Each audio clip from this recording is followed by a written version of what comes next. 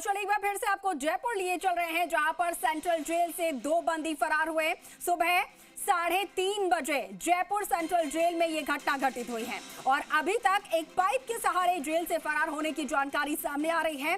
दोनों इसी सप्ताह जेल में लाए गए थे। बंदी अनस चोरी के अपराध में 15 सितंबर को जेल लाया गया था, जबकि बंदी नवल किशोर भी चोरी के ही केस में 17 सितंबर को जेल लाया गया था और अब दोनों फरार हो चुके हैं। और मौके पर लिए चलते हैं आपको, हमारे सहयोगी आशुतोष हमारे साथ लाइव जुड़ रहे हैं।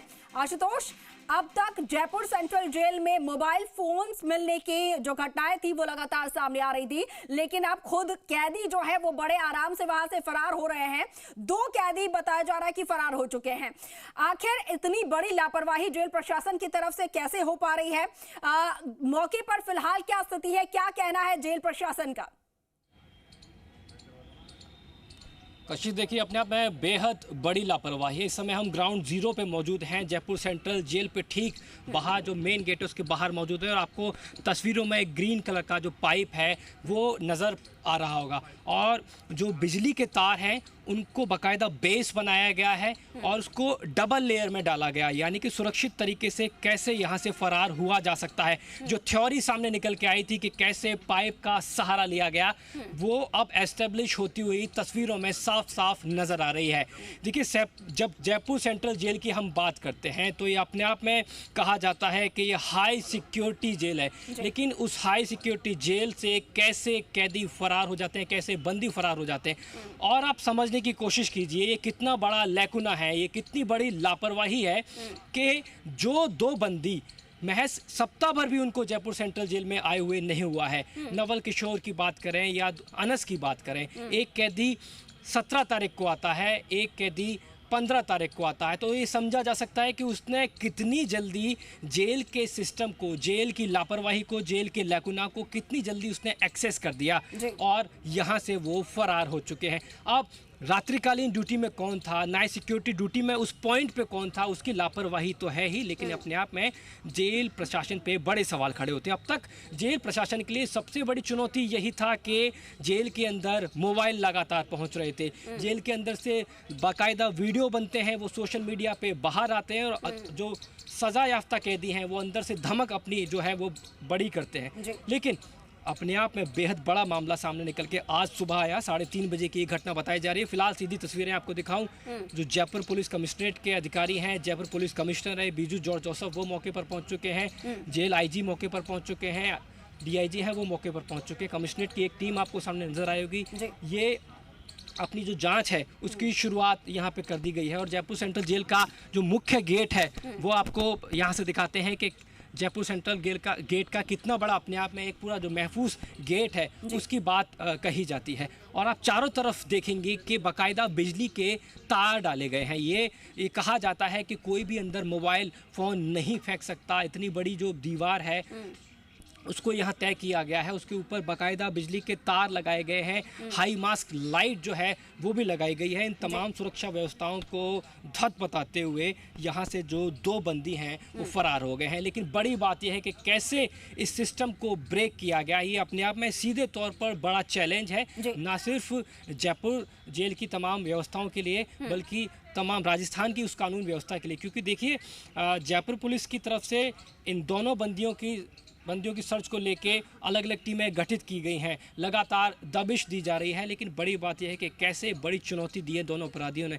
महज चोरी के इल्ज़ाम में जो दोनों बंदी थे उनको जेल में लाया गया था और अभी तक 1 सप्ताह भी इनको यहाँ पे नहीं हुआ है। उसके अंदर ही ये इतना बड़ा जो ब्रेक है दोनों बंदियों की तरफ से किया गया है, ये अपने आप में बहुत बड़ा सवालिया निशान है कि आखिर कैसे जेल की सुरक्षा व्यवस्था में बड़ी चूक हुई है। बिल्कुल बिल्कुल आशुतोष, जेल की सुरक्षा व्यवस्था में बड़ी चूक नजर आ रही है। साथ के साथ क्योंकि आशुतोष इनको आए हुए भी 1 सप्ताह भी नहीं हुए थे, या कहा जाए कि सिर्फ 1 सप्ताह हुए थे और सिर्फ 1 सप्ताह के अंदर उन दोनों ही कैदियों ने ये तक यहाँ पर देख लिया था कि कहां से वो एस्केप हो सकते हैं, कहां से वो फरार हो सकते हैं, कहां पर कमी छोड़ी गई है।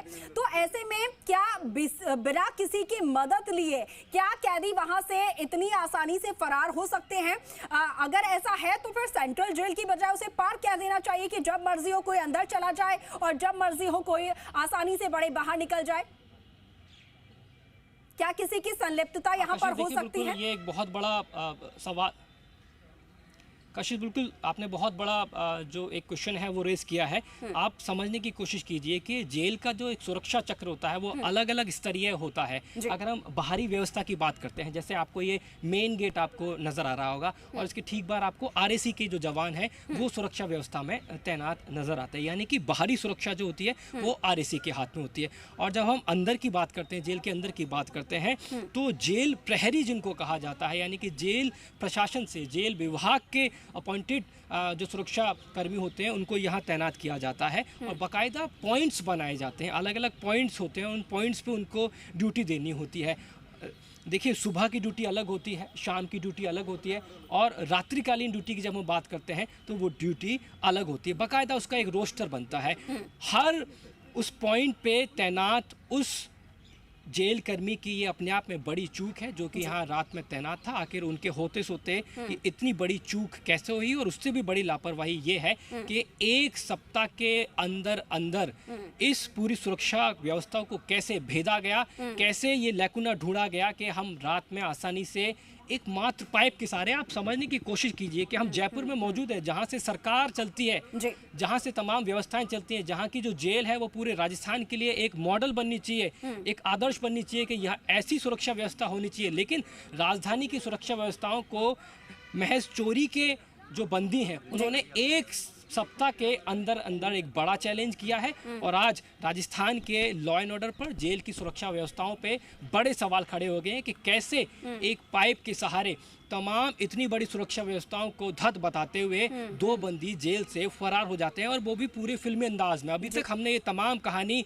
बड़े फिल्मी जो पर्दे हैं उन पर ज़रूर देखी होंगी, लेकिन आज इन पूरी कहानी को बाकायदा उनके चरित्र को हम पूरा चरितार्थ होते हुए यहाँ जयपुर सेंट्रल जेल के अंदर देख रहे हैं और एक पूरी एक फिल्मी कहानी है जो सामने निकल के आ रही है। ऐसा लग रहा है कि कोई फिल्म देख रहे हो, लेकिन ये एक बहुत बड़ी लापरवाही है जयपुर सेंट्रल जेल प्रशासन की और उस जेल कर्मी की जिसको रात्रिकालीन की जो सुरक्षा व्यवस्थाएं थी उनका बड़ा जिम्मा दिया गया।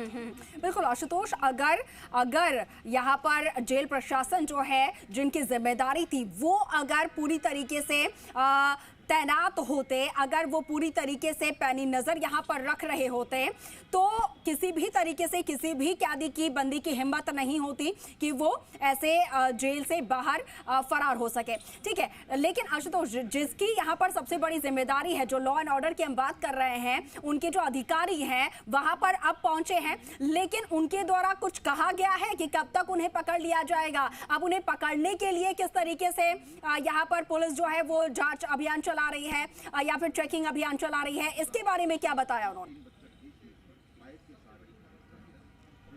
देखिए कशिश, पिछले एक सप्ताह की अगर हम बात करते हैं तो एक सप्ताह के अंदर अंदर दो बड़ी घटनाएं सामने निकल के आई। पहली घटना, इसी जेल के अंदर से बाकायदा जो बड़े हार्डकोर क्रिमिनल्स हैं वो अपना वीडियो बनाते हैं, वो वीडियो सोशल मीडिया पे पोस्ट करते हैं और उस पोस्ट से धमक अपनी बढ़ाते हैं ताकि जो रंगदारी या जो दूसरी वारदातें जो वो करते हैं, जो रैंसम वो मांगते हैं, उससे वो और उसको बढ़ा सकें और एक अपना डर जो है वो पैदा कर सकें। और दूसरी बड़ी एक घटना है वो सामने निकल के आती है। तमाम आला अधिकारी जो हैं वो फिलहाल तो मौके पर पहुंच चुके हैं, यहाँ तक कि जयपुर पुलिस कमिश्नरेट के जो आला अधिकारी हैं, जयपुर पुलिस कमिश्नर हैं, वो भी अंदर पहुँच चुके हैं। बड़े स्तर पर जाँच चल रही है, जेल के अंदर पैरेलल अपनी जो एक अलग जाँच है वो चल रही है और उसके बाहर बंदियों को पकड़ने के लिए जो भागे हैं यहाँ से, उनको पकड़ने की हर संभव जो तलाश है वो पुलिस की तरफ से की जा रही है। किसी भी तरह का स्टेटमेंट अभी तक सामने निकल के नहीं आया है क्योंकि अभी तमाम जो अधिकारी हैं वो अभी अंदर मौजूद हैं और अभी सघन तलाशी अभियान जो है वो चल रहा है।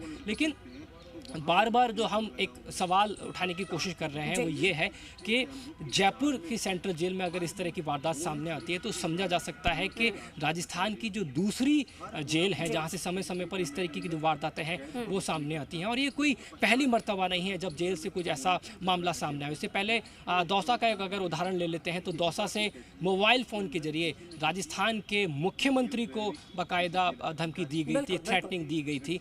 ये ऐसी वारदातें हैं जो सामने और एक नहीं बल्कि तीन बार अगर ये जो बड़ी घटना है वो सामने आ चुकी है, और वो भी जेल के अंदर से, जो कि कैदियों के लिए यातना का एक तरीके से कहा जाता है कि किसी भी इंसान के लिए सबसे बड़ी यातना जो है वो जेल होती है। और उस जेल के अंदर से अगर इतने बेखौफ होकर तमाम जो कैदी हैं वो देश के प्रदेश के जो मुख्यमंत्री हैं उन्हें अगर इस तरीके से धमकी दे सकते हैं, इस तरीके से आसानी से वहां से फरार हो सकते हैं, तो फिर सोचना होगा पुलिस प्रशासन को, सिस्टम को, कि उन्हें पूरी तरीके से मजबूत होने की जरूरत है, अभेद होने की जरूरत है, ताकि इतनी आसानी से कोई भी चोर भेद करना चला जाए उनके अभेद किले को। ठीक है आशुतोष, आप लगातार इस खबर पर नजर बनाए रखिएगा, आपसे हम जानकारी लेते रहेंगे। फिलहाल